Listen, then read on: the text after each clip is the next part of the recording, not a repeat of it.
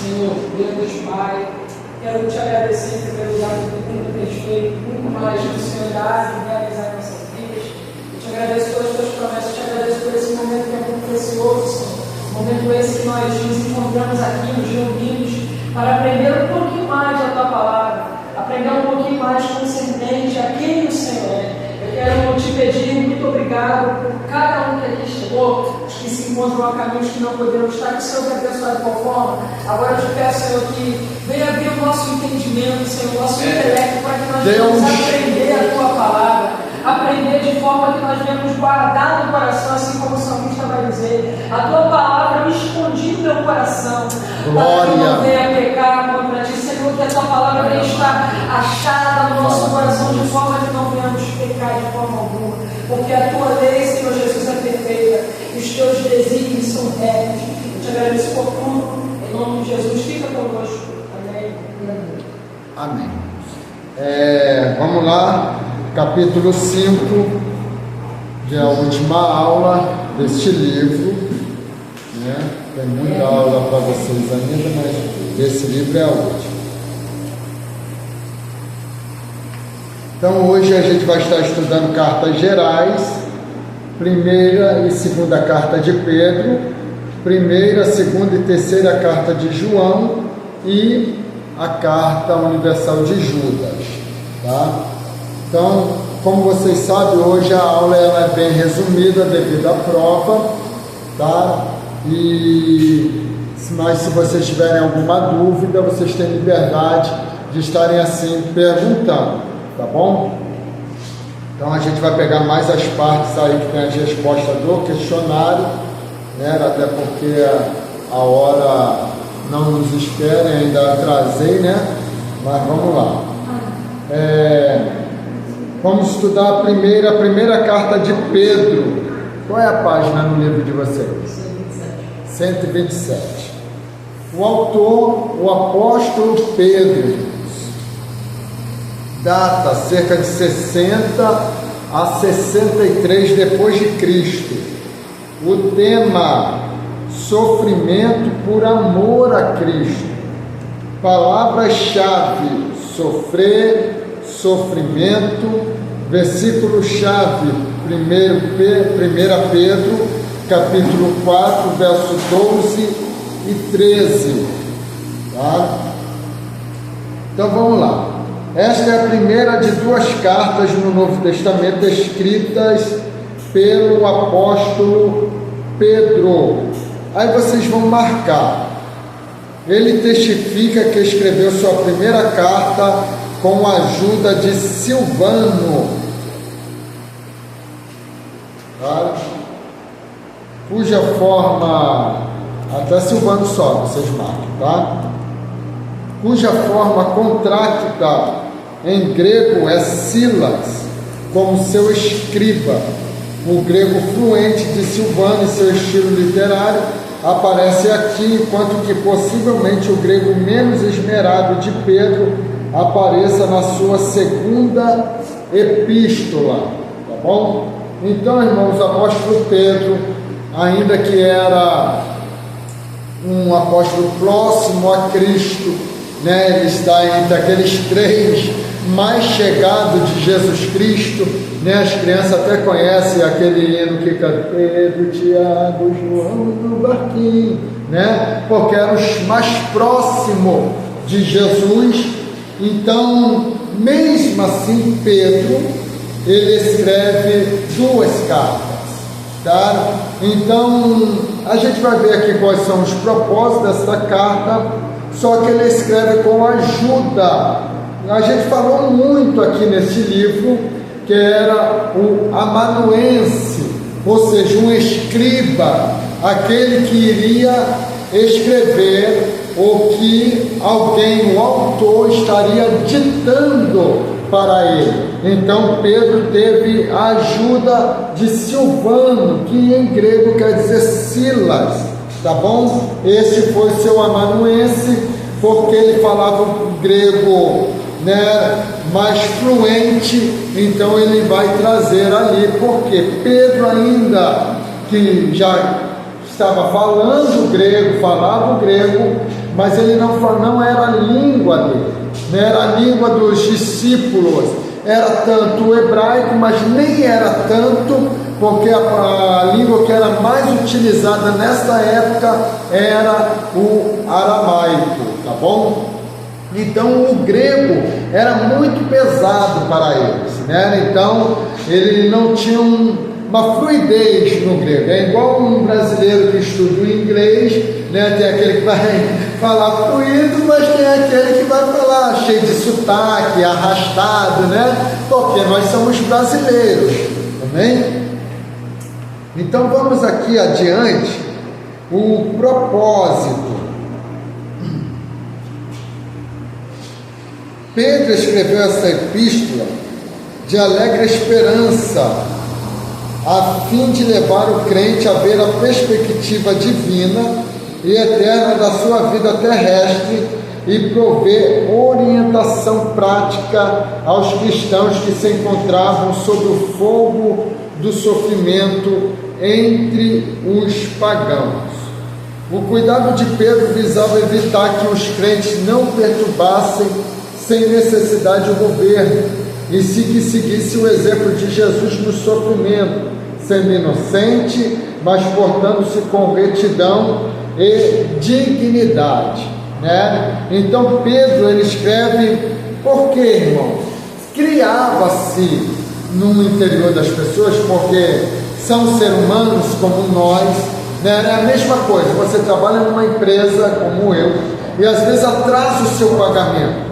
Você, como ser humano, você já vai ficar se remoendo com aquilo. Daqui a pouco o teu instinto é, poxa, não vou trabalhar direito, não vou fazer as coisas aqui de qualquer maneira, meu patrão não está me pagando porque é o instinto. Então, essa era o sentimento que essas pessoas estavam sentindo por causa da perseguição, por causa da luta, por causa dos maus tratos que eles vinham sofrendo do governo. Então, o que eles iriam sentindo dentro deles? Um desejo de revolta, até porque habitavam entre eles os zelotes. Quem eram os zelotes? Eram aqueles que queriam a todo custo livrar os judeus do poder de Roma. Mas como? Através da força, através da luta, através da guerra, né?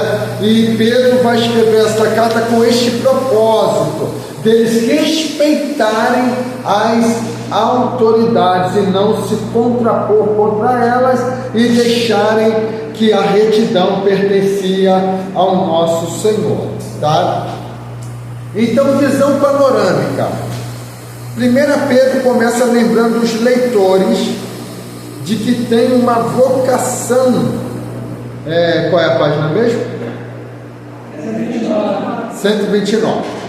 Pedro começa lembrando os leitores de que tem uma vocação gloriosa e uma herança celestial em Jesus Cristo, de que sua fé e amor nesta vida estarão sujeitos às provas e purificações, e que isso resultará em louvor, glória e honra na vinda do Senhor, tá? Então, a gente viu, irmãos, em todas as cartas, este incentivo, né? Esse encorajamento que cada um que escreveu sua epístola trazia aos crentes daquela época, porque a gente bateu muito na tecla que não era fácil ser crente naquela época. Era por causa da presença constante do Espírito Santo, mas em contrapartida, ao olhar ao redor deles, tudo era contrário, tudo era adverso à fé que eles propagavam, que eles sentiam, que eles recebiam, né? Então, todos que escreviam uma carta era com o intuito de encorajar eles a permanecerem firmes, a não desistir. Para quem Pedro está escrevendo essa carta? Para pessoas que perderam ente querido, para pessoas que perderam amigos, para pessoas que sabiam que amanhã eles também poderiam perder a própria vida. Então Pedro está dizendo que enquanto estivesse nesta vida, teremos prova, purificações, e que isso resultaria em louvor, glória e honra na vinda do Senhor, tá? Então, outra visão panorâmica desta carta é de que essa grande salvação foi predita pelos profetas do Antigo Testamento, de que o crente deve viver uma vida santa, bem diferente do mundo ímpio ao seu redor, né? Então, irmãos, Pedro, ele vai apelar também para os crentes viverem uma vida de santidade, de pudor, né? Uma vida que venha agradar ao Senhor.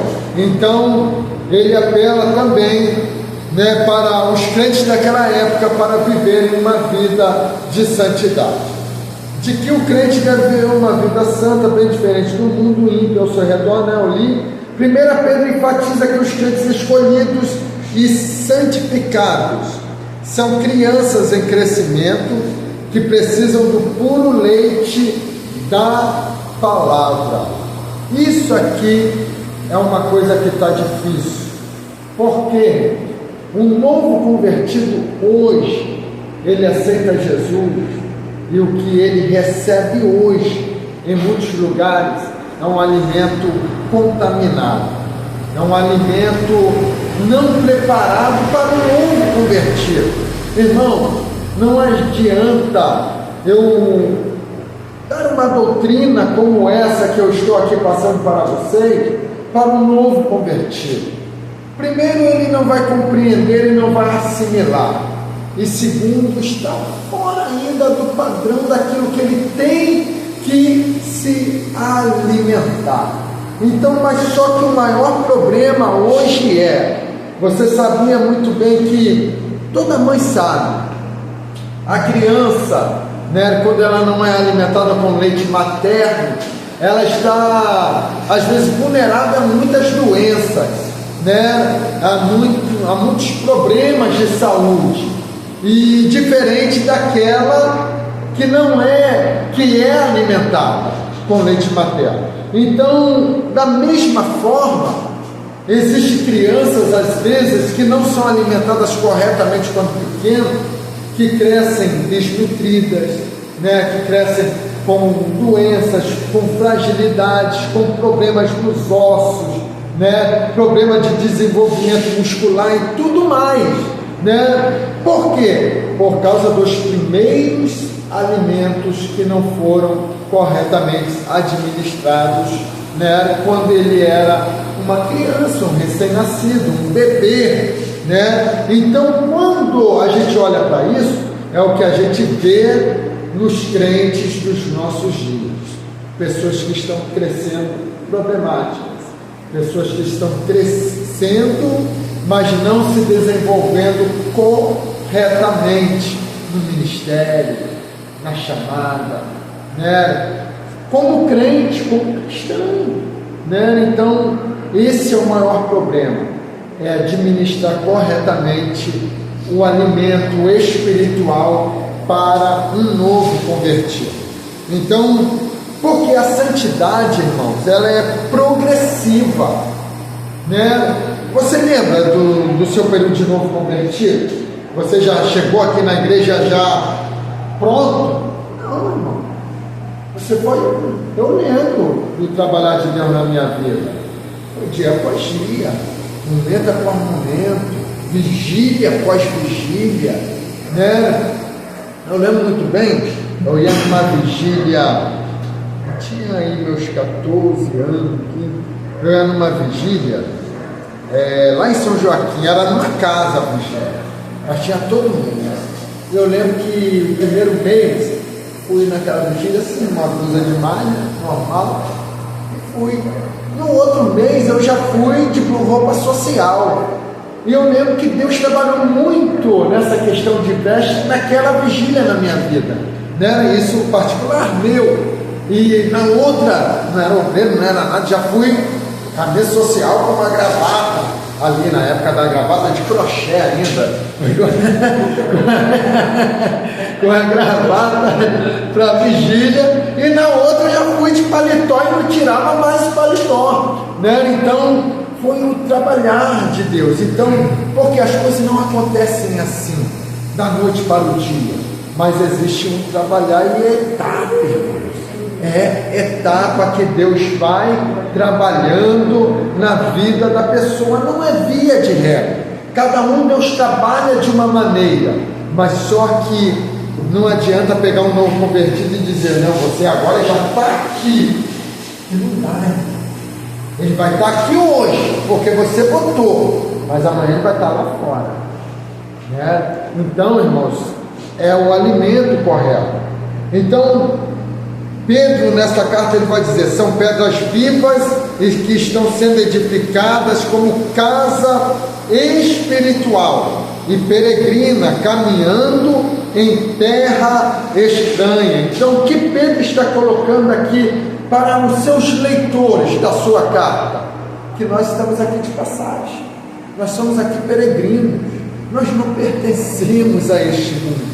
A qualquer momento nós vamos para a nossa verdadeira pátria, né? Paulo diz, a nossa pátria está no céu, né? A qualquer momento nós vamos para o nosso lar verdadeiramente. Então era isso que ele aconselhava. Devem viver de modo honroso e humilde no seu trato com as pessoas durante a sua peregrinação aqui. O que Pedro está dizendo? Enquanto vivemos aqui, a gente vai se relacionar com pessoas, a gente vai conviver com pessoas, porque santidade não é um isolar em cima de um monte e ficar lá, não falo com ninguém para não pecar, não converso com ninguém para eu vou errar. Não, santidade não é isso. Jesus não viveu assim nessa terra. Jesus, ele viveu em comunidade. Jesus, ele vivia e convivia com as pessoas. E você diz, não, quando andava com Jesus só quem era santo. Não era. Os piores pecadores andavam com Jesus, né? Então, irmãos, a gente precisa, porque às vezes a nossa santidade, se a tua santidade espanta as pessoas, você precisa rever o seu critério de santidade. Se a tua santidade faz as pessoas se afastarem de você, você precisa rever esse critério de santidade, porque a santidade de Jesus aproximava as pessoas. A santidade de Jesus fazia as pessoas se aproximarem dele, né? Como que a gente vai ganhar se a gente quer que as pessoas fiquem longe da gente? Porque ele ali só fala palavrão, deixa ele bem lá longe. E aí? Como que a gente vai evangelizar? Como que a gente vai ganhar para Jesus? Não vou conversar com ele não, só chega perto de mim com cheiro de marola. E aí? Então ele vai viver assim a vida inteira, porque você não vai se aproximar dele, porque você é santo demais, né? Então, irmãos, a gente precisa rever isso. Então, Pedro, ele está aconselhando que enquanto estivermos aqui, precisamos ser honroso e humilde no trato com algumas, com todas as pessoas, né? Todas, tá? Então vamos lá, irmãos. Pedro aprendeu isso na marra, mas aprendeu, né? Porque ele não tinha muita humildade, né? Mas Jesus ensinou, ele teve o melhor mestre, né? Que ensinou ele corretamente o que era humildade. E às vezes a pessoa olha assim e diz, não, nunca vai aprender, é soberbo, nunca vai descer. Desce. Jesus sabe ensinar, né? Jesus sabe pegar o soberbo e colocar ele humildezinho. Jesus sabe, né? É no tempo dele, é isso aí, é na hora dele, mas que ele sabe, né? Então Pedro agora está ensinando o quê? Humildade. Aquele que Jesus foi lavar os pés dele e disse, não, meu pé não, meu pé, se eu não lavar teu pé, tu não tem parte comigo. Quando ele diz lavar meu pé não, ele está dizendo, não, Senhor, eles erraram, deixar o Senhor que é mestre lavar os pés dele, meu pé não. Aí quando Jesus fala, se não lavar teu pé, tu não tem parte comigo. Ele, então não lava só meu pé, lava meu corpo todo. Por que o corpo todo, se os outros só lavou o pé? Ele queria se demonstrar que ele era melhor, superior aos demais, né? Então Jesus disse, não, só o teu pé, Pedro, porque o teu corpo já está lavado, né? Então, irmãos, é isso que a gente precisa compreender. Lição de humildade para com todas as pessoas, né? Irmãos, cá para nós, com todo o respeito, você conversar com um crente soberbo é muito chato, dá vontade de você correr daquela conversa, né? Mas você conversar com uma pessoa simples, humilde, que sabe ouvir, né? Porque tem pessoa que gosta de falar, mas tem pessoa que, mesmo ele gostando de falar, ele está pronto para ouvir, ele ouve também, né? Então as pessoas precisam estar prontas para ouvir, amém? Vamos lá, características especiais. 5 características principais vemos nessa epístola, juntamente com Hebreus e Apocalipse. Sua mensagem gira em torno dos crentes sob a perspectiva de severa perseguição por pertencerem a Jesus Cristo.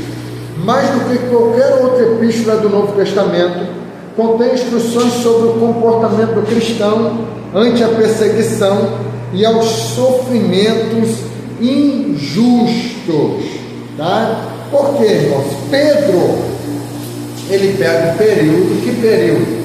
O período que eles são torturados, que eles são presos injustamente. Pelo quê? Pelo crime que eles não cometeram, que o louco do Nero ateou fogo lá em Roma para botar a culpa nos cristãos, né? Então, injustamente, eles estavam sendo escorraçados, presos, torturados, mortos, né? Então, ele vai orientar, né, que vai dar instruções sobre o comportamento do cristão antes de toda essa perseguição e a injustiça e o sofrimento que eles sofriam. Pedro destaca a verdade que o crente é estrangeiro e peregrino na terra, que já falamos. Muitos dos títulos do povo de Deus no Antigo Testamento são aplicados aos crentes do Novo Testamento. Contém um dos trechos do Novo Testamento de muito difícil interpretação, onde e como Jesus pregou aos espíritos em prisão, os quais em outro tempo foram rebeldes nos dias de Noé, né? É um texto, claro, um ponto de difícil interpretação. Pedro, ele traz uma revelação que ninguém trouxe, né? Mas ele traz, segundo alguns estudiosos, dizem ter o livro do Apocalipse de Pedro, né? Mas é um livro apócrifo, né? Porque não tinha muitas veracidades nele. Então, o que é um livro apócrifo? Não é que deixou de ser um livro verdadeiro, mas é um livro que às vezes deixa dúvida no seu conteúdo, tá bom? Então, em tudo isso a gente fica com a Bíblia Sagrada, tá? Então, aqui as pessoas interpretam de diversas maneiras. Interpretam que Jesus, quando ele morre, né, no período da sua morte, ele desce ao inferno e lá prega para aqueles que morreram, né, no período do Antigo Testamento, levando salvação a eles, até porque eles não conheciam o Evangelho, a salvação, né? Então, amém, né? Só que aqui Pedro ele coloca muito superficialmente, e aí só cabe a nós uma especulação e não uma afirmativa. Mas uma coisa é certa: um dia nós compreenderemos tudo isso, né? Não vai ser do meia boca, infelizmente, que vocês hoje vão compreender isso, né? Porque está muito além da minha alçada dizer para vocês foi exatamente isso, amém? Então vamos lá. A segunda carta de Pedro. O autor, o próprio Pedro, tá aí. Eu acredito que vai ter coisas que a gente nem vai continuar sem saber, né? Eu acho. Uhum. Muito mistério a ser revelado, né? Mistério, e lá de cima a gente não vai ter a mesma memória. É verdade. Não vai. Às vezes a gente vai que, vou chegar lá em cima lá, quando eu estiver lá, vou perguntar isso. Não vai perguntar. Não vai perguntar. Então eu, do meu ponto de vista, eu acho que coisas que não vai ser revelado. Porque, tipo assim, o que a gente faz, que nem a gente estudou Apocalipse, é uma área que abre muita especulação. Né? Então, especulação é especulação. Você não está proibido de imaginar, você não está proibido de pensar de maneira nenhuma. Né? Mas não pode ser uma coisa que você imagina que vai ser e você vai chegar aqui e vai pregar, vai ser assim. Né? Não tem como. A gente precisa pregar o que está ali na Bíblia. Quer ver, irmãos? Não tem como errar. É só você pregar o que está na Bíblia. O que está escrito. Você não vai errar nunca. Agora, se você quiser forçar o texto, você vai cometer erros, vai cometer falhas. Né? Então, pregue o simples. Pregue o que está na Bíblia.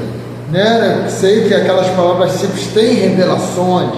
Né? Tem mistérios que Deus descortina ali. Né? Mas sem forçar, né? Coisas, né? Que surreais, né? Então, sem essa forçação de barra. Mas a gente vai estudar Evangelhos e Atos, né? O próximo livro, agora segunda-feira, a gente vai já estar estudando Evangelhos e Atos, e depois de concluir Evangelhos e Atos, a gente já vai entrar numa matéria muito boa, que é homilética e hermenêutica, que a gente vai falar muito sobre interpretação de textos da Bíblia. Tá? Então vamos lá. A data cerca de 66 a 68, o tema Verdade de Deus e o falso ensino dos homens, palavra-chave saber, conhecimento e promessa. Versículo-chave 2 Pedro 2, 1. Na saudação, Simão Pedro identifica-se como o autor da carta. Mais adiante ele declara aos seus leitores que esta é a sua segunda epístola, tá? Então comprovando que foi exatamente ele que escreveu a primeira, tá? Aí vocês vão marcar agora, indicando assim que está escrevendo aos mesmos crentes da Ásia Menor, a quem dirigira a primeira epístola, tá bom?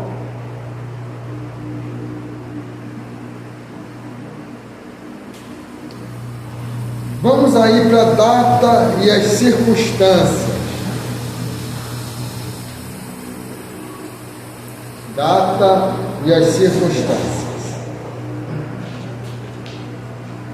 Visto que Pedro, assim como Paulo, foi executado por decreto do perverso Nero, que por sua vez morreu em junho de 68 depois de Cristo, é mais provável que Pedro escreveu essa epístola entre 66 e 68 depois de Cristo, pouco antes do seu martírio em Roma. Por sua referência à primeira epístola, vê-se que esta é dirigida às mesmas igrejas na Ásia Menor, e que é depois daquela, como a primeira dava muitas exortações positivas, esta fala acerca dos falsos mestres e dos seus erros, dando a entender que o erro estava mais desenvolvido ou propagado e que Pedro tinha recebido notícias novas de lá. Só nesta epístola o autor faz referência à sua velhice e à morte próxima. Por essa razão cremos que essa carta foi escrita lá pelo ano 67. Tá? Então é bem provável que ele está escrevendo esta carta próximo à sua morte, né? E é muito normal, irmãos, uma pessoa que sabe, prevê, sente que está chegando o seu momento, né, de ela querer deixar um legado, deixar um ensinamento, né, deixar uma fala que ela nunca conseguiu falar, em algum momento da sua vida. Então, isso tudo se baseia que Pedro agora está escrevendo a sua carta no ano próximo à sua morte. Mas vocês vão marcar aí o próximo parágrafo que diz assim: a primeira carta foi escrita com o propósito de confortar os cristãos no meio de suas perseguições.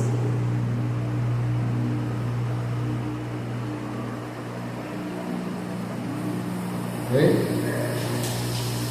Então marcaram. E esta tem como objetivo, não precisa marcar mais não, tá? Esta tem como objetivo ajudá-los na sua vida cristã, admoestando-os a que continue fiel, a despeito dos falsos mestres. O erro, porém, não estava tão desenvolvido para que o autor mencionasse por nome, nem explicasse ponto por ponto sua divergência da verdade. Tá? Então, esta agora tem como objetivo ajudar eles na sua vida cristã, na simplicidade, na vigilância, no pudor, né, na santidade, em todas essas coisas, e manter um padrão de cristãos, tá bom? Propósito. Pedro escreveu para exortar os crentes a buscarem com diligência a santidade de vida e o verdadeiro conhecimento de Cristo, para desmascarar e repudiar a atividade traiçoeira dos falsos profetas e mestres que agiam nas igrejas da Ásia Menor, pervertendo a verdade bíblica. Pedro resume o propósito do livro em 2 Pedro 3, 17, 18, onde exorta os crentes verdadeiros a estarem alerta para não serem enganados por homens perversos, a crescerem na graça e conhecimento do nosso Senhor e Salvador Jesus Cristo, né? Porque, irmãos, não é coisa só do nosso tempo, é coisa do tempo deles, que tinham pessoas que só queriam crescer na graça. Eles eram muito bons na oração, eles eram muito bons no jejum, mas eram péssimos em querer aprender, péssimos em querer ouvir acerca da palavra de Deus. Então Pedro está exortando a eles a crescerem na graça e no conhecimento. Foi coisa que, por quê? Porque ele aprendeu com Jesus. O que Jesus ele vai falar, né? Acho que em Mateus 22, 29, errais não conhecendo as Escrituras, nem o poder de Deus, né? Jesus está falando de quê? De graça e de conhecimento. Graça é poder e conhecimento tem a ver com as Escrituras, tá? Então vamos aqui agora, visão panorâmica, características especiais. Esta carta tem 4 características principais. Ela contém uma das declarações de maior peso em toda a Bíblia, no tocante à inspiração, a fidedignidade e a autoridade das Sagradas Escrituras, tá? Porque ele vai dizer que toda Escritura é divinamente inspirada por Deus, né? Então ele vai mencionar, né, a autoridade, a inspiração, não só da carta dele, mas de todas as Escrituras, desde o Antigo até as Escrituras do Novo Testamento. Aí vocês vão marcar o número 2. 2 Pedro 2, 2 Pedro 2 e a Epístola de Judas têm semelhanças notáveis na incriminação dos falsos mestres.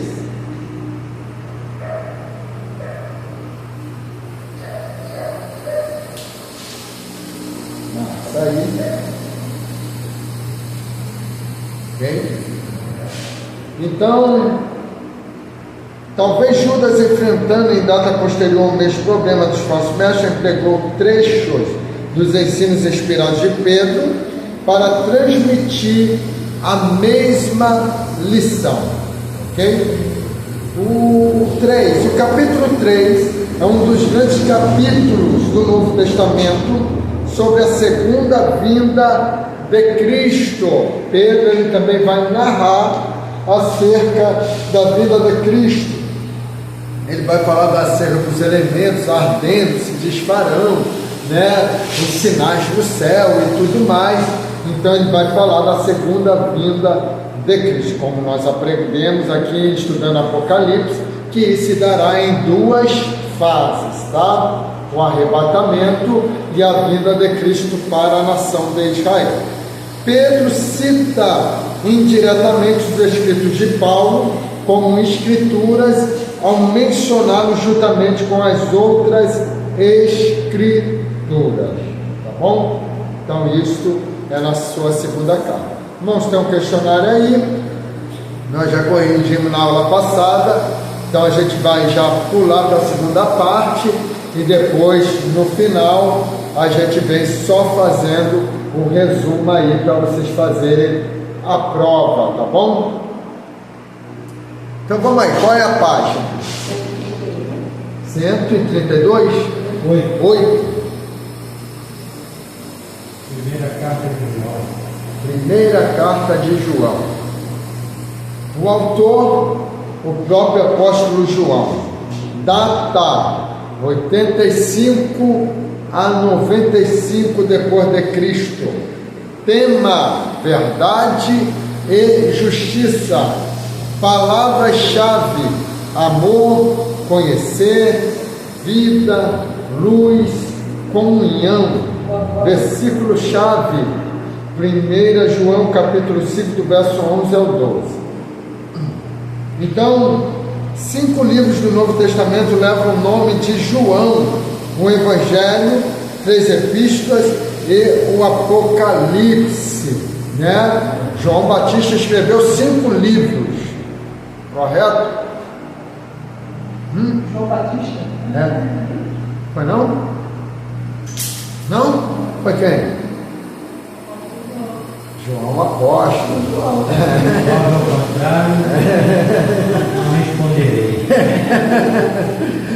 Apóstolo João, tá bom? Então, João Batista, ele não escreveu nada. João Batista, o propósito dele era preparar apenas o caminho de Cristo, amém?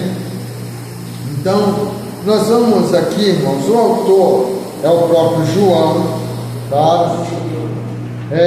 Você vai ver outra particularidade com as datas, tanto das epístolas, do Evangelho e do Apocalipse, porque possivelmente todos esses escritos foram feitos quando ele estava exilado na ilha de Patmos, tá? Então você vai ver que a data é bem posterior da data que os demais escrevem, tá? Então, por quê? Porque João ele não foi martirizado, ainda que os historiadores dizem, que tentaram, Domiciano, tentou martirizar, matá-lo, colocando dentro de um caldeirão de azeite fervendo, e mesmo assim ele saiu de lá ileso, intacto, João morreu de velhice, e na sua velhice ele escreve tanto o Apocalipse quanto o Evangelho e as 3 cartas, tá? Que tem o seu nome. Então o autor é o próprio João. O propósito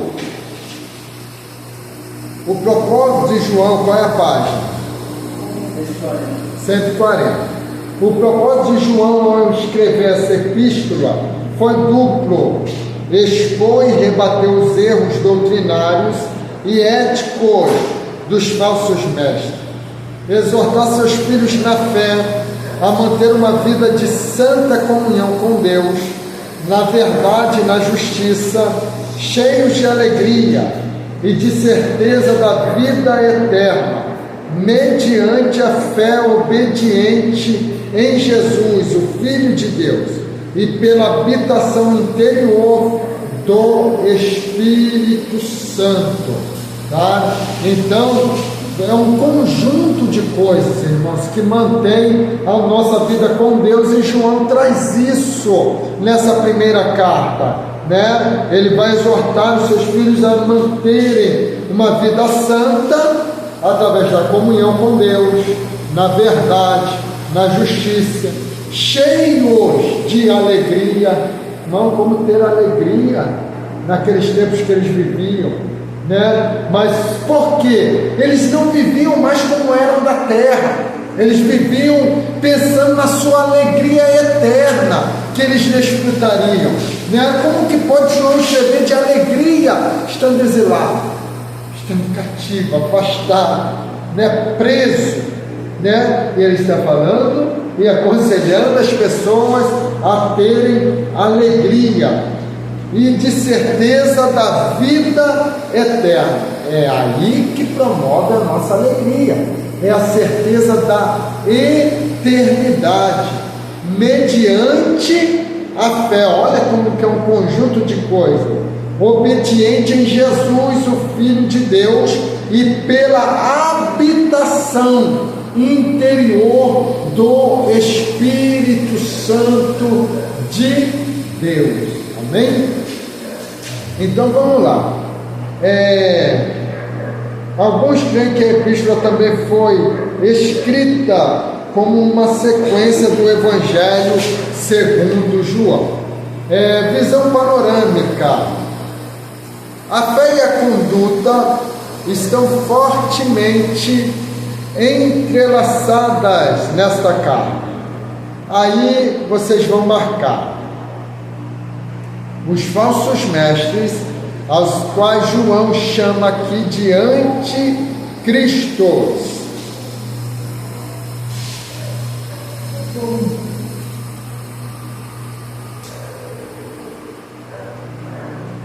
Por quê, irmãos?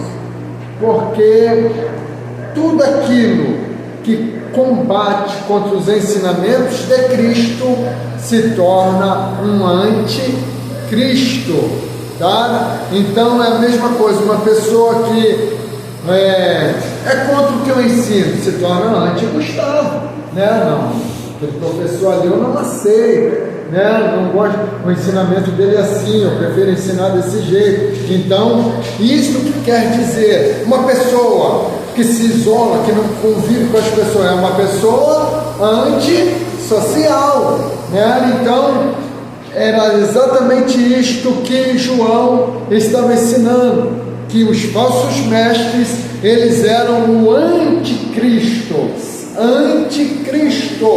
Vamos ver que ele usa um plural, porque ele não está falando da profecia, ele está falando do presente, daqueles que viviam na sua época, no seu tempo, tá bom? Então vamos lá. Do ponto de... Deixa eu continuar na leitura. Apartaram-se do ensino apostólico sobre Cristo e a vida de retidão, de modo semelhante a 2 Pedro e Judas. 1 João refuta e condena com veemência os falsos mestres, com suas crenças e conduta destruidoras. Do ponto de vista positivo, 1 João expõe as características da verdadeira comunhão com Deus e revela 5 evidências específicas pelas quais o crente poderá saber com confiança e certeza que tem a vida eterna. Primeiro, a evidência da verdade apostólica a respeito de Cristo, a evidência de uma fé obediente que guarda os mandamentos de Cristo, a evidência de um viver santo, isto é, afastar-se do pecado para a comunhão com Deus, a evidência do amor a Deus e aos irmãos na fé, a evidência do testemunho do Espírito Santo no crente. João afirma, por fim, que a pessoa pode saber com certeza que tem a vida eterna quando essas 5 evidências são manifestas na sua vida. Amém? Características especiais. 5 características principais nesta epístola. Ela define a vida cristã empregando termos contrastantes e evitando todo e qualquer meio termo entre luz e trevas, entre verdade e mentira, entre justiça e pecado, entre amor e ódio, entre amar a Deus e amar ao mundo, entre filhos de Deus e filhos do diabo, e etc. Tá? Então, João, ele vai colocar aqui que não dá, né, o termo que a gente usa, ficar em cima do muro. Ou você é, ou você não é, né? Não tem meio termo. Não dá para ser meio luz e meio treva. Aqui acendemos a luz, foi-se embora a escuridão. Por quê? Porque tem luz acesa. Amém? Aí o 2, vocês vão marcar.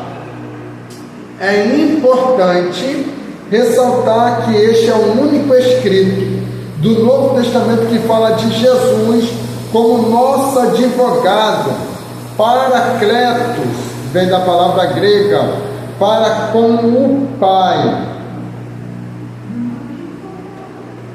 Ok? Então é o único escrito do Novo Testamento que fala de Jesus como nosso advogado. Tá? Quando crente fiel peca, irmão, crente fiel peca.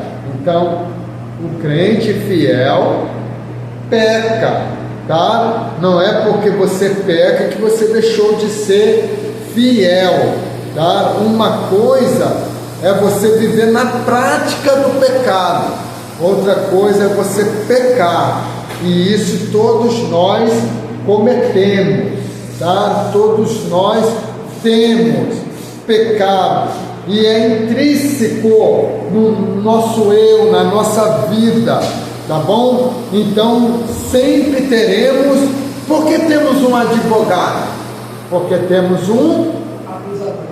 Isso aí, temos um acusador.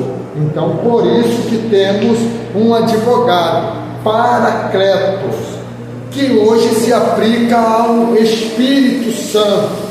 Quando estudarmos aqui acerca da Trindade, nós vamos estudar paracletologia, né? Que vai falar que é a doutrina do Espírito Santo. Por quê? Aqui João está falando de Jesus, e se o termo se aplica ao Espírito Santo, porque é o mesmo. Foi o próprio Jesus que disse: eu vou, mas eu vou enviar outro semelhante a mim, né? O Consolador, o Espírito da verdade, que vai estar convosco todos os dias até a consumação dos séculos. Amém? Então a mensagem de 1 João fundamenta-se quase que inteiramente no ensino apostólico e não na revelação anterior do Antigo Testamento. Não há claramente na carta referências às escrituras do Antigo Testamento, visto tratar da cristologia e ao mesmo tempo refutar determinada heresia. A carta focaliza a encarnação e o sangue de Jesus, sem mencionar especificamente a sua ressurreição.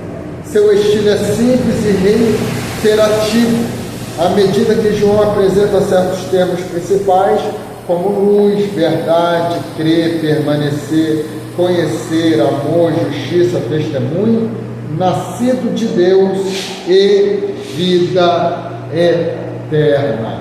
Amém? São termos muito usados na primeira carta de João. Vamos aí para a segunda carta. O autor é o mesmo, o apóstolo João. A data, cerca de 85 a 95 depois de Cristo, o tema Andando na Verdade. Palavra-chave, amor, verdade. Versículo-chave, 2 João 9 e 10. Ok? Oi? Então, João dirige esta carta à senhora eleita e a seus filhos. Alguns interpretam a senhora eleita figuradamente como uma igreja local, sendo seus filhos membros dessa igreja, e sua irmã a eleita, como uma congregação idêntica. Outros interpretam a endereçada literalmente como uma viúva cristã de destaque, conhecida de João, numa das igrejas da Ásia Menor. Sob seus cuidados pastorais, a família dessa senhora, bem como os filhos da sua irmã, são pessoas de destaque entre as igrejas daquela região.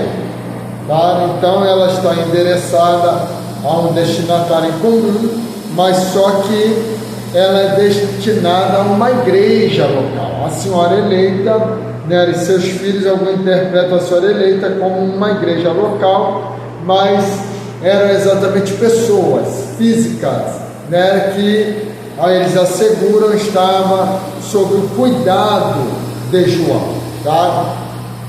O autor, aí vocês vão marcar, o autor se identifica como o ancião, porque João agora está velho, é aquele que viveu para envelhecer, né? E não para morrer no martírio. Então, João, ele foi aquele que envelheceu, seguindo e servindo a Cristo.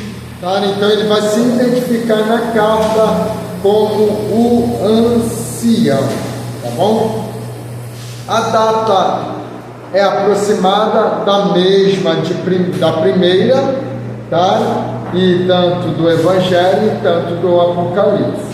O propósito, João escreveu esta carta a fim de prevenir a senhora eleita contra os falsos obreiros, mestres, evangelistas e profetas, tá? Então, o propósito você vai ver que é quase idêntico, eles tinham essa preocupação com os falsos mestres, tá? Então vamos aí para características especiais. São 3 as características principais desta epístola. É o menor livro do Novo Testamento. Tem semelhanças surpreendentes com 1ª e 3ª João, quanto à sua mensagem, vocabulário e estilo simples de escrita.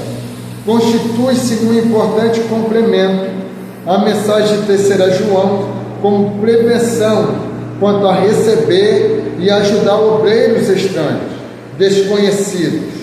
Conclui insistindo na necessidade de cuidadoso discernimento à luz dos ensinos de Cristo e dos apóstolos, antes de alguém apoiar esses falsos obreiros, né? Os fanfarrões da fé não são coisa do nosso tempo, não. Isso já é bem, de uma pá de tempo, né? De muito tempo atrás, né? O quê? Picareta, né?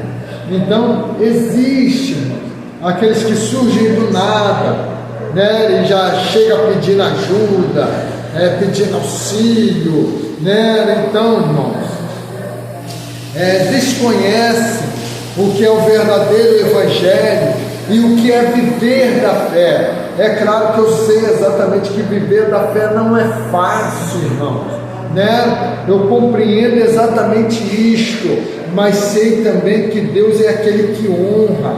Deus é aquele que honra a fé daquele que vive verdadeiramente da fé, irmão, né? Porque hoje em dia existem muitas pessoas que você pergunta a ele, e aí, faz o quê? Trabalho? Não, eu vivo da fé, mas daqui a pouco ele está te pedindo, daqui a pouco ele está te estipulando alguma coisa. Não é fé. Né? Fé a gente pede para Ele. Né? Fé a gente fala com Ele. E Ele direciona quem vai suprir a necessidade. Então isto é fé. Né? Então foi isso que Jesus ensinou aos discípulos. Amém? Então vamos para a terceira carta. O autor, o apóstolo João, a data 85 a 95. Vocês estão vendo que as datas são a mesma, tá? O tema, procedendo com fidelidade. Palavras-chave: amor, verdade. Versículo-chave, 3 João, capítulo 1, verso 1. Então, vamos lá. Vocês vão marcar aí agora. Esta carta pessoal é endereçada a um fiel cristão chamado Gaio, talvez pertencente a uma das igrejas da Ásia Menor. Marque aí, tá bom? Então a terceira carta ela tem um destinatário comum, que é um homem chamado Gaio, tá?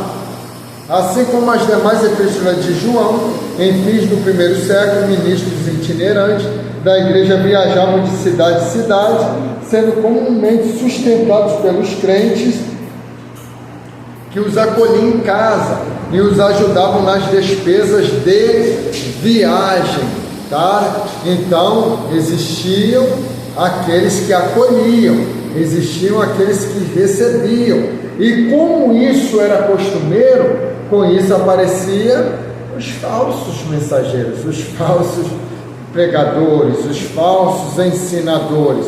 Por que eles queriam ensinar? Por causa dessa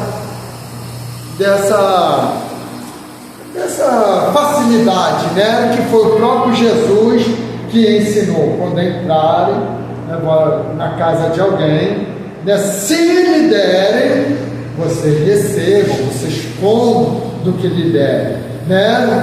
Porque digno é o obreiro do seu salário. Mas Jesus não falou: quando você chegar na casa de alguém, você peça o que você quer, escolha o que você quer comer, né? Escolha do melhor. Jesus não ensinou isso, né? Se lhe derem, lhe receberem bem, né? Amém. Comam de tudo que lhe derem. Mas se não lhe receberem, vão embora, né? Sacudam o pó da poeira dos vossos pés. Por quê? Não sacudir o pó da poeira dos vossos pés? Porque eles não foram bem recebidos. E qual era o sinal de não ser bem recebido numa casa judaica? Era quando eles não lavavam os pés deles, né? Então, se não lavasse os pés de alguém, era sinal que aquela pessoa não era bem-vinda naquela casa, né? Então, por isso Jesus diz: então sacuda a poeira dos vossos pés e vão embora, né? Então é isso que agora João ele tem essa preocupação de orientar os cristãos daquela época para terem cuidado com esses falsos obreiros, tá bom? Vamos aí para a gente concluir a visão panorâmica. 3 homens são mencionados por nome em 3 João. Gaio é calorosa e honrosamente mencionado pela sua piedosa vida na verdade e pela sua hospitalidade exemplar para com os irmãos viajantes. Então Gaio era alguém que gostava de hospedar os missionários, né, os pregadores do Evangelho.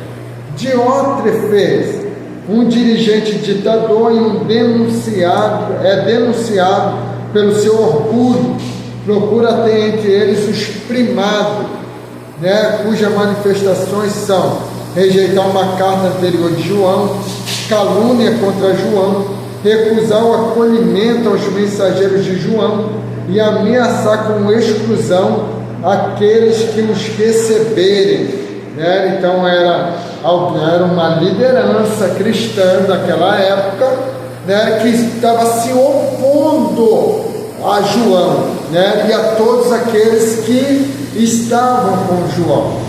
Demétrio, talvez o portador desta carta ou o pastor de uma comunidade na vizinhança, é louvado como um homem de boa reputação e lealdade à verdade. Bom, características especiais. Duas características principais sobressaem nesta epístola. Embora seja pequena, dá uma noção de várias facetas importantes da história da igreja primitiva. Perto do final do século I, há semelhanças notáveis entre 3 João e 2 João. Mesmo assim, as duas epístolas diferem entre si em um aspecto importante. 3 João elogia a hospitalidade e a ajuda oferecida aos homens ministros viajantes, ao passo que 2 João acentua que não se concede hospitalidade e sustento a maus obreiros, para não sermos culpados de apoiar seus erros ou mais obras, né? Então, irmãos, hoje, né, existem os maus obreiros? Existem os usurpadores da fé? Existem. E por que existe? Porque existem os apoiadores, né? Existem aqueles que apoiam, existem aqueles que pagam, né? Então, independente. Por quê, irmãos? Hoje as pessoas pensam que a obra de Deus é feita com talento. E a obra de Deus não é feita com talento. A obra de Deus é feita com compromisso. A obra de Deus é feita com caráter. A obra de Deus é feita com constância. Já viu, irmãos? É uma mini vigília mesmo, né? Onde você convida pessoas, entre aspas, de mídia, né? Tem talento. Elas vêm, cantam, pregam e vão embora. Somem da mini vigília, desaparecem, né? Por quê?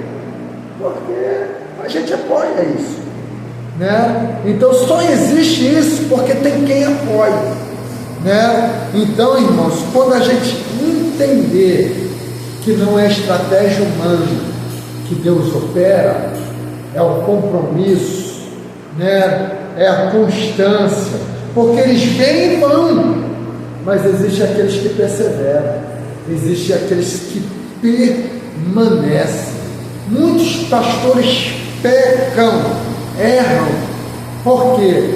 Porque por valorizar o talento em detrimento daqueles que são comprometidos, em detrimento,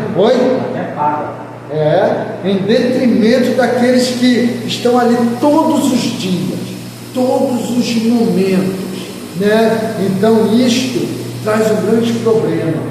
Eu falo isso por experiência, daquilo que eu já vivi, daquilo que eu já vi, né?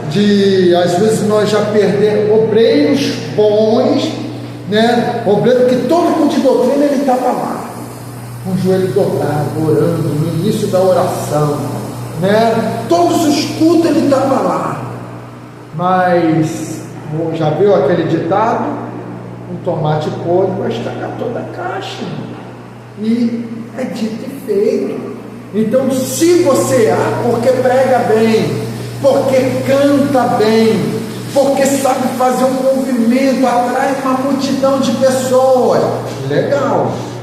Esse mesmo que atrai, um dia ele vai levar.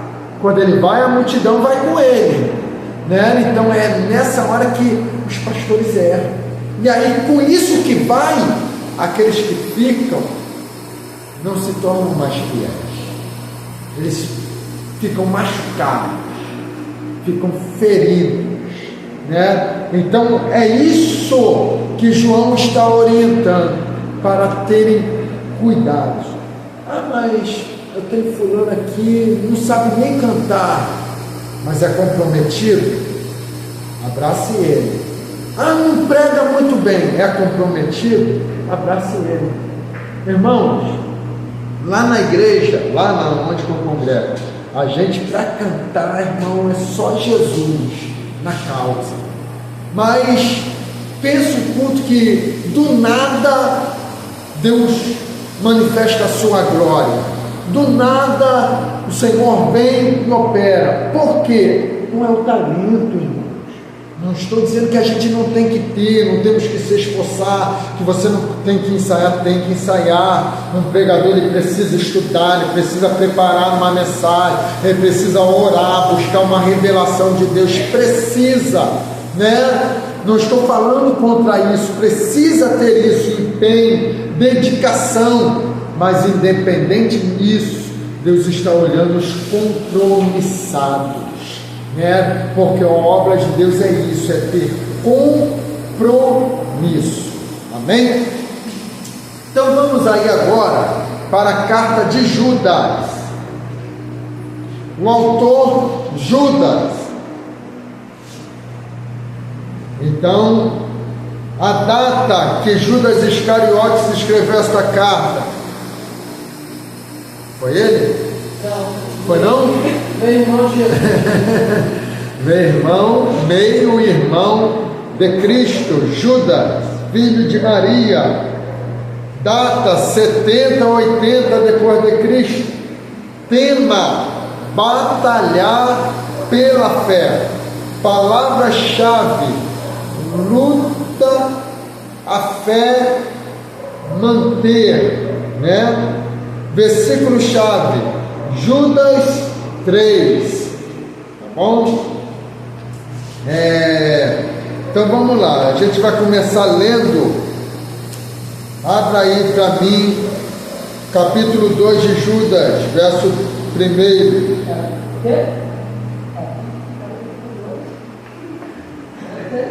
É isso, não? Só isso, está ligado, graças a Deus. Então, Judas, 3 João, 2 João, tá? Não, 2 João tem capítulo, perdão. 3 João não tem capítulos, tá? 2 João também não, né? 2 João, vê aí, confere. 2 João? Acho que não, vê aí. Acho que não, acho que 2 João não tem não.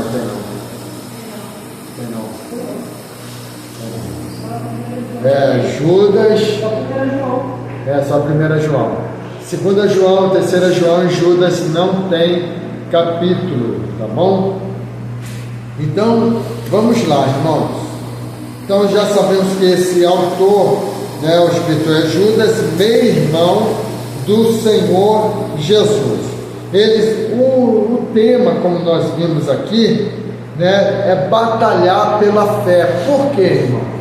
É aquilo que a gente vem falando desde o início desse livro. Era um período difícil, de perseguição, de morte, de tortura, e aonde a fé de muitos ia desvanecendo, né? Eles iam perdendo a sua fé, entrando dúvida em seu ser acerca da eternidade, se iria valer a pena aquilo mesmo, morrer, porque eles estavam vendo que não tinha outra alternativa a não ser morrer, né? Que a qualquer hora ia chegar a sua hora de ser morto, né? Então Judas escreve para, né, incentivar eles a batalharem, a não perderem a fé deles, tá? Mediante a luta, mediante toda aquela adversidade, mediante toda aquela perseguição, tá bom? Então, irmãos, a gente vai concluir aqui em características especiais, para vocês fazerem a prova com calma, tá? 4 características principais estão nessa epístola. Aí vocês vão marcar: contém a incriminação mais vigorosa e direta do Novo Testamento sobre os falsos mestres. Ok? Marque aí. O que eu vou ler não precisa marcar, depois vocês vão continuar essa marcação. Chama a atenção de todas as gerações para a gravidade do perigo constante da falsa doutrina contra a genuína fé e a vida santa. Tá bom? Então, ele vai chamar a atenção de todas as gerações, porque é uma carta universal para a gravidade do perigo constante da falsa doutrina contra a genuína fé e a vida santa. Então existiam muitos falsos mestres que ensinavam, que orientavam, porque aquilo que eles estavam passando seria um sacrifício de tudo, que não, já viu, irmãos, aquelas pessoas que elas não fazem, elas não têm a coragem de fazer o que você faz. Então, qual é a coragem que ela tem? De tirar o seu estímulo, tirar o seu ânimo, dizendo, rapaz, está fazendo isso tudo aí, né? Isso é sacrifício de touro, isso não, Jesus não precisa disso não, né? E todas essas coisas. E agora ele vai orientar, né, aquelas pessoas a permanecerem firmes, a recusarem essas falsas doutrinas, tá? E aí o 3 exemplifica o caso de ilustrações tríplices. 3 exemplos de julgamentos tirados do Antigo Testamento, uma descrição tríplice dos falsos mestres, 3 exemplos de homens ímpios tirados do Antigo Testamento. Tá? Então Judas vai citar esses exemplos. Sob a plena influência do Espírito Santo, Judas fez menção de vários escritos, as escrituras do Antigo Testamento, as tradições judaicas, citações de 2 Pedro 3,3, que ele confirma como procedente dos apóstolos, tá? E aí vocês vão fazer a última marcação, que é a mesma que vocês fizeram aí em cima, contém a bênção mais sublime do Novo Testamento. É uma pequena carta, mas que tem uma grande doutrina, um grande ensinamento, tá, para todos nós. Amém? Alguma dúvida, irmãos? Alguma pergunta que vocês queiram fazer acerca deste livro, desta aula? Não? Não? Então nós vamos corrigir aí as questões que vão cair na prova.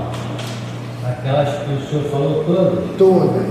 Né? Aquelas todas. Misericórdia. Oh, glória. O senhor falou que tinha um monte de marcação. Tem um monte de marcação, glória.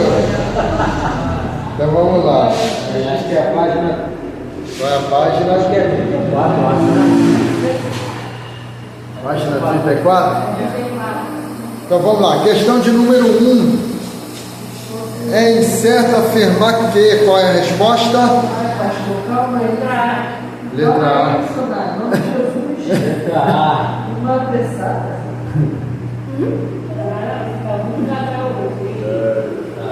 De vez em quando tem que ser meio devagar. Quando lhe convém, né? Vamos lá. Mandou o papo reto do Gustavo para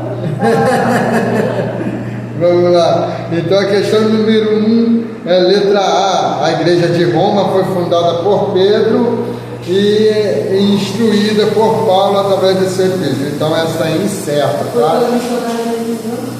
A questão de número 3. É incoerente dizer que a epístola aos Gálatas. Qual é a resposta?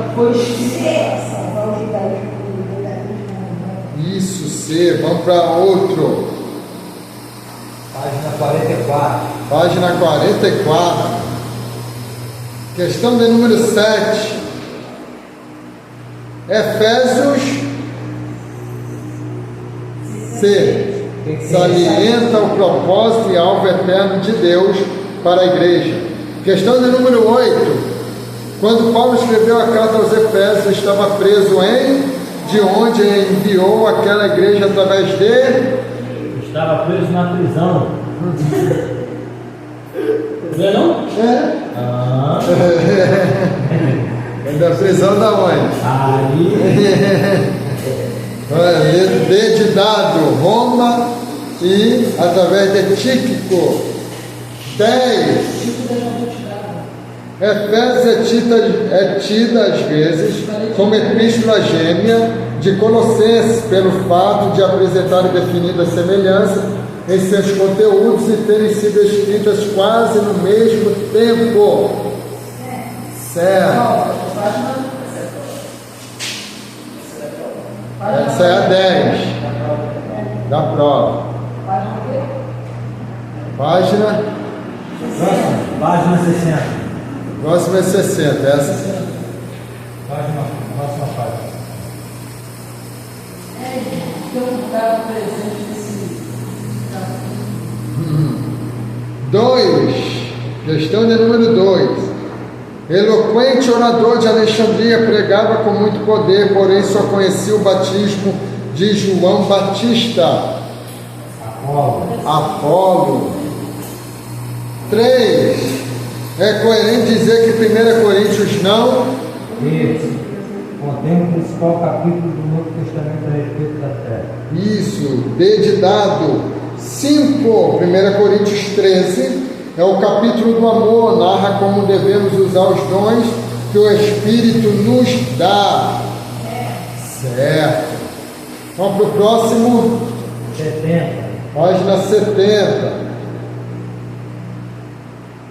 Questão de número 6. Paulo escreveu 2 Coríntios na Macedônia. C. 8. A epístola de Paulo aos 2 Coríntios não. D. Tem como tema principal a reconciliação. Tá? Não tem como tema principal a reconciliação. Tá? Então D. Vamos para o próximo. 84. Página 84. Acho que é 84. Questão de número 2. O motivo maior que fez Paulo escrever essa epístola foi o surgimento de ensinos falsos na igreja. Porque o povo estava na luta. Colossenses. 3. É coerente dizer que o tema principal das cartas de Paulo aos Tessalonicenses é D, a volta de Cristo. 5. Filipenses, Colossenses, 1 e 2 Tessalonicenses são chamadas de epístolas da prisão. Certo ou errado? Errado. Vamos para o próximo. 96. Questão de número 6. É incoerente dizer que? Letra A. 1 e 2 Timóteo, Tito e Filemão são chamados de epístolas pastorais. Eita, errado. 7. Quanto a Tito, é correto dizer que? C. Foi representante de Paulo numa missão importante a Corinto. Foi cooperador em Creta. 8. Epístola escrita por Paulo na prisão. Filemão. Isso aí. 10. Filemão é a mais breve de todas as epístolas de Paulo. Certo. Página 110. Página 110, irmãos. Questão de número 1. Quanto à epístola aos Hebreus, é correto dizer que? Letra C. Foi escrita depois da ascensão de Jesus Cristo. Letra C. 2. Hebreus não. D. Contém o principal capítulo sobre o amor. Então não contém, tá? Então letra D de dado. Vamos pro próximo. Página 122. Página 122. Questão de número 7. Quanto à epístola de Tiago, é incoerente dizer que seu tema é a salvação é pelas obras. Ok? coerente. 8. A Epístola de Tiago foi originalmente escrita para uma comunidade maior que uma igreja local, portanto, é classificada como Epístola Universal, B de bola.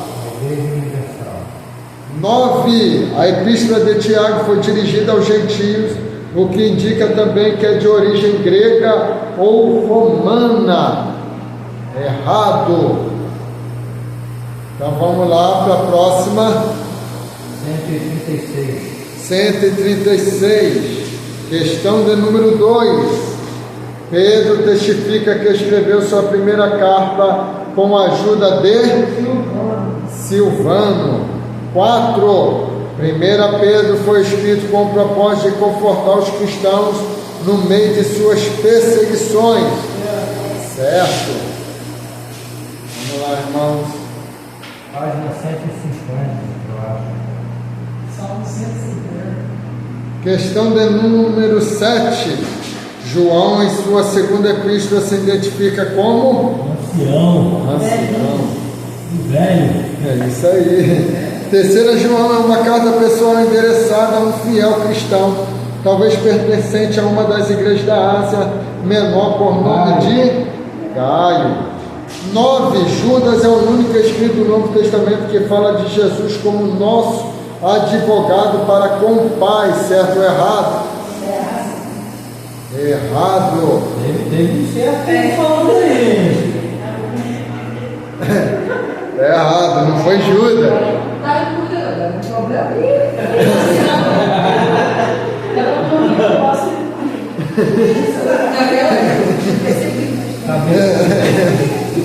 Perseguição, né? Irmãos, vamos colocar de pé. Vamos estar orando, agradecendo ao Senhor. Amém? Para vocês fazerem a prova aí com calma. Senhor, me revela todas as questões. Amém. Me faz lembrar todas as questões. Me faça lembrar. Vou pedir à missionária Denise para estar fazendo essa oração. O pastor Rafael vai estar impetrando a bênção apostólica. Senhor meu Deus, Pai, queremos te agradecer por todos os teus ensinamentos, Deus amado. Meu Deus, que possamos ao Senhor, vocês são muitos ouvintes.